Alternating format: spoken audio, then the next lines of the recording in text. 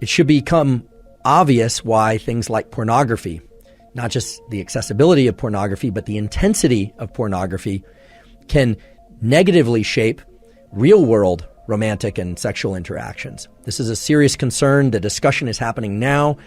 The underlying neurobiological mechanisms you now understand. And this isn't to pass judgment on whether or not people like or don't like pornography. That's an ethical discussion. It's a moral discussion that has to be decided for each individual by virtue of age, etc. But again, any activity that evokes a lot of dopamine release will make it harder to achieve the same level and certainly the greater level of dopamine through a subsequent interaction. So yes, indeed, many people are addicted to pornography. And yes, indeed, many people who regularly indulge in pornography experience challenges in real-world romantic interactions. Fortunately, most people do not experience or pursue enormous increases in dopamine leading to these severe drops in baseline. Many people do, however, and that's what we call addiction. When somebody pursues a drug or an activity that leads to huge increases in dopamine, and now you understand that afterward the baseline of dopamine drops because of depletion of dopamine, the readily releasable pool, the dopamine is literally not around to be released, and so people feel pretty lousy.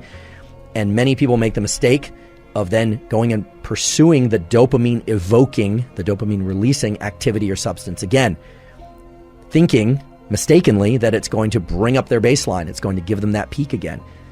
Not only does it not give them a peak, their baseline gets lower and lower because they're depleting dopamine more and more and more. And we've seen this over and over again.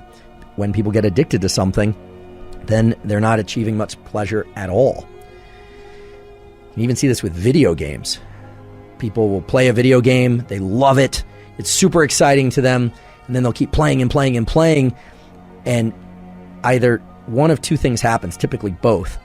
First of all, I always say addiction is a progressive narrowing of the things that bring you pleasure. So oftentimes what will happen is the person only has excitement and can achieve dopamine release to the same extent doing that behavior and not other behaviors. And so they start losing interest in school, they start losing interest in relationships, they start losing interest in fitness and well-being, and depletes their life.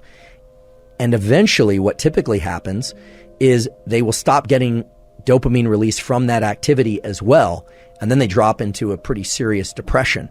And this can get very severe, and people have committed suicide from these sorts of patterns of activity. But what about the more typical scenario? What about the scenario of somebody who is really good at working during the week, they exercise during the week, they drink on the weekends? Well, that person is only consuming alcohol maybe 1 or 2 nights a week, but oftentimes that same person will be spiking their dopamine with food during the middle of the week. Now, we all have to eat, and it's nice to eat foods that we enjoy. I certainly do that. I love food, in fact. But let's say they're eating foods that really evoke a lot of dopamine release in the middle of the week. They're drinking 1 or 2 days on the weekend. They are one of these work hard, play hard types, so they're swimming a couple miles in the ocean in the middle of the week as well. They're going out dancing once on the weekend. Sounds like a pretty balanced life as I describe it. Well, here's the problem. The problem is that dopamine is not just evoked by one of these activities. Dopamine is evoked by all of these activities. And dopamine is one currency of craving, motivation, and desire and pleasure. There's only one currency. So even though if you look at the activities, you'd say, well, it's just on the weekends, or this thing is only a couple times a week. If you looked at dopamine simply as a function, as a chemical function of peaks and baseline, it might make sense why this person, after several years of work hard, play hard, would say, yeah, I'm feeling kind of burnt out. I'm just not feeling like I have the same energy that I did a few years ago. And of course, there are age-related reasons why people can experience drops in energy, but oftentimes what's happening is not some sort of depletion in cellular metabolism that's related to aging. What's happening is they're spiking their dopamine through so many different activities throughout the week that their baseline is progressively dropping. And in this case, it can be very subtle. It can be very, very subtle. And that's actually a very sinister function of dopamine, we could say, which is that it can often drop in imperceptible ways, but then once it reaches a threshold of low dopamine, you just feel like, we can't really get pleasure from anything anymore. What used to work doesn't work anymore. So it starts to look a lot like the more severe addictions or the more acute addictions to things like cocaine and amphetamine, which lead to these big increases, these big spikes in dopamine, and then these very severe drops in the baseline. Now, of course, we all should engage in activities that we enjoy. I certainly do. Everybody should. A huge part of life is pursuing activities and things that we enjoy. The key thing is to understand this relationship between the peaks and the baseline and to understand how they influence one another. Because once you do that, you can start to make really good choices in the short run and in the long run to maintain your level of dopamine baseline, maybe even raise that level of dopamine baseline and still get those peaks and still achieve those feelings of elevated motivation, elevated desire and craving. Because again, those peaks and having a sufficiently healthy high level of dopamine baseline are what drove the evolution of our species, and they're really what drive the evolution of anyone's life progression too. You know how you get mentally tough? It's a lifestyle.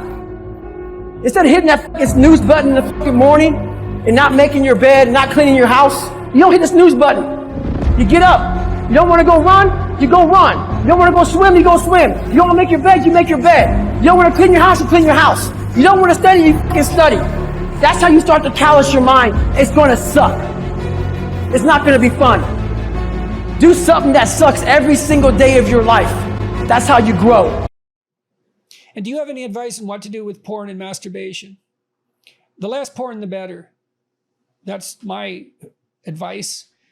But let's make that more specific. To the degree that use of porn and masturbation is undermining your sense of yourself and providing you with a dearth of motivational reasons to get out there and engage with a real partner, then it's definitely not in your best interest. And that's what your conscience is telling you. You know, and it's the expedient at the expense of the meaningful. Obviously, right? Obviously, there isn't any more obvious manifestation of the expedient at the expense of the meaningful than pornography and masturbation. And that's hardly a heroic path.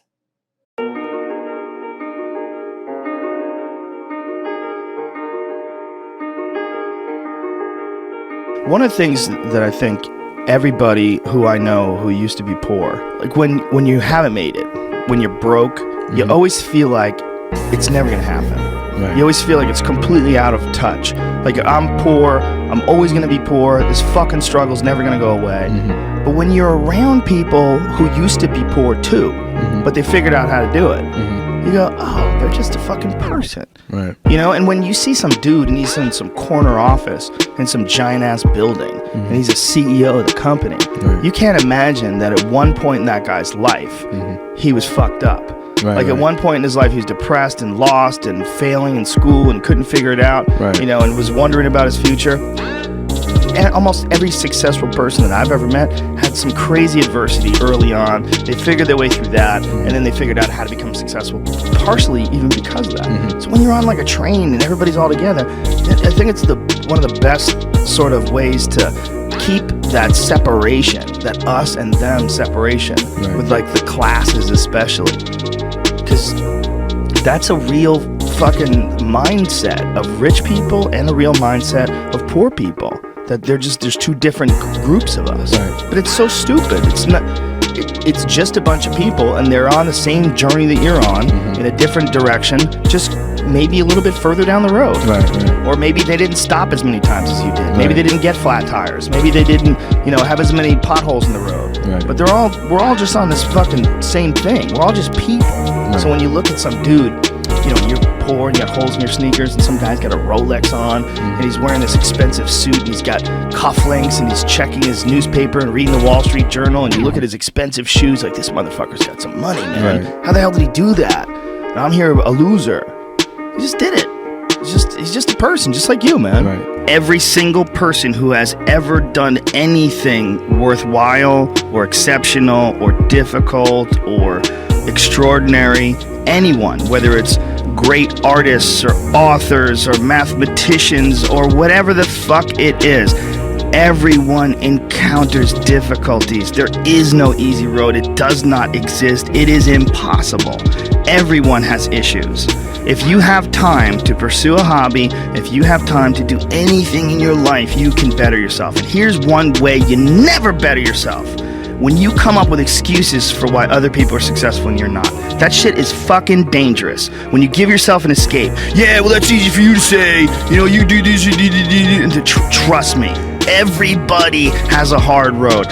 We all go through hard times. We all go through depression. We all go through doubt and moments in your life where it's really fucking difficult and you're trying to figure out what the fuck your path is going to be. It's hard as shit. But that is what makes you a person. And those difficult moments are what build your character.